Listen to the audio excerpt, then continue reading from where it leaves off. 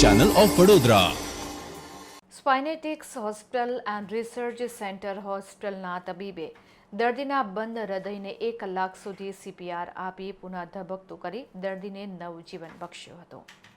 જવલ્લે જોવા અને સાંભળવા મળતા કેટલાક આશ્ચર્યજનક કેસ તબીબ પાસે આવતા હોય છે, જે એક પડકારરૂપ હોય છે. તેવો જ એક કેસ હાલ વડોદરાના કોટા રોડ ખાતે આવેલ તથા વર્ષોથી એન્ડોસ્કોપિક સ્પાઇન સર્જરી માટે જાણીતી એવી સ્પાઇનેટિક્સ hospital and research centre multi super speciality hospital ખાતે જોવા મળ્યો હતો.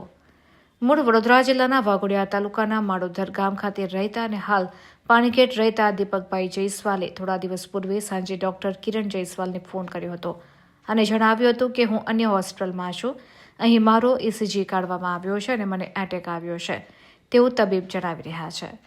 ડોક્ટર કિરણ જયસ્વાલને આ રિપોર્ટ ફોન પર મળતા તેઓએ તુરંત દર્દીને પોતાના સ્પાઇનેટિક્સ hospital and research centre multi super speciality hospital ખાતે આવી જવા જણાવ્યું હતું, જેથી દર્દી થોડી વારમાં અહીં પહોંચ્યા હતા.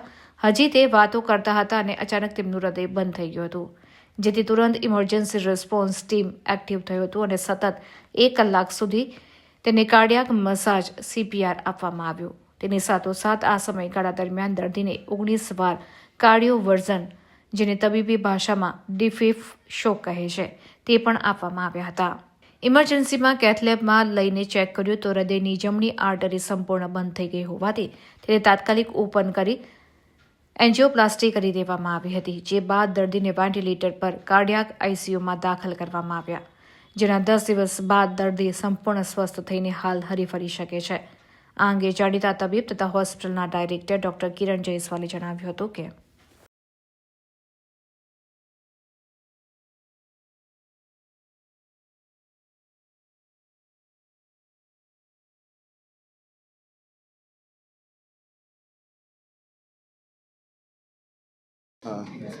આજનું થેન્ક યુ પત્રકાર મિત્રો. સ્પાઇનેટિક્સ hospital and research centre shark multi super speciality હોસ્પિટલમાં આપ સૌનું સ્વાગત છે.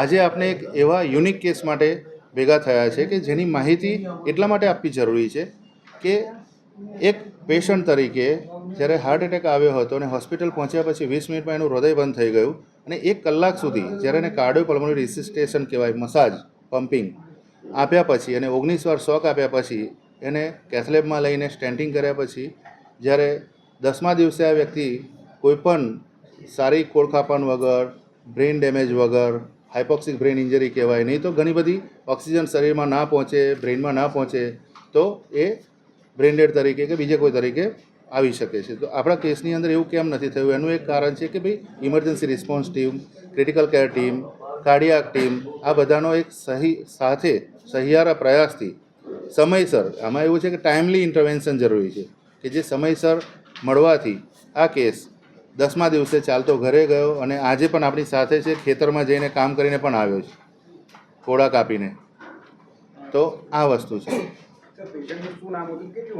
દીપક જયસ્વાલ, 54 વર્ષ. 108માં મેં આવેલો ચાલતો જ, પછી વેન એવું નાખ્યું, ઓક્સિજન આપવાનું ચાલુ કર્યું, પછી મને કંઈક આગળ ખબર નથી ને 10મા દિવસે મેં ચાલતો ઘરે ગયેલો. સારું છે કમ્પ્લીટ. કમ્પ્લીટ સારું છે. તારે કુંભમાં મેળામાં જવાનું છે 24 તારીખે, 24 ફેબ્રુઆરીએ. અગાઉની ટિકિટો કેન્સલ કરાવી છે. 17 તારીખ ને 27 જાન્યુઆરીની ટિકિટ કેન્સલ કરાવીને હવે 24 ફેબ્રુઆરી જવાની તૈયારી છે. તમારા માટે હનુમાનજી કોણ? કિરણ જયસ્વાલ. કુંભના મેળાનું અહીં અમૃત આવી ગયું.